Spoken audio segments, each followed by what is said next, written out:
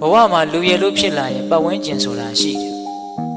ပတ်ဝန်းကျင်ဆိုတာရှိလာလို့ရှိရင်ကိုယ့်ပေါ်မှာလိုတဲ့လူတွေရှိတယ်လို့မလိုတဲ့လူတွေလည်းရှိမှာပဲ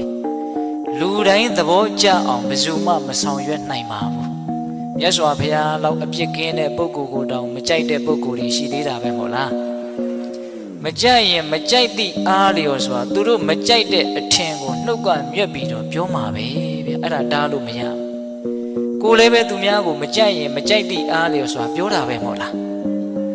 အဲ့တော့သူ့အထင်ကိုသူလွတ်လွတ်လပ်လပ်ဖော်ထုတ်တာကိုကဘာခံစားရရှိလဲစဉ်းစားကြည့်နော်တခါကြီးဒီမိုင်းများသူမကြိုက်လို့မကြိုက်ဘူးပြောတဲ့ကိစ္စကိုယ့်အတွက်ဘလောက်အရေးပါလို့အဲ့ဒါကိုကခံစားနေတာလေမခံစားသင့်ဘူးဗျသူပြောတာသူ့စကားသူထင်တာသူ့အထင်ဟာကိုယ့်ကိုဘာမှတကယ်တမ်းကပြောင်းလဲသွားစေတာမဟုတ်ဘူး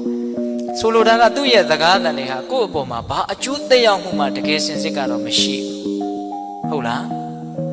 အဲ့ဒီစကားတန်ကြောင့်တော့ကိုဘာမှဖြစ်မသွားဘူး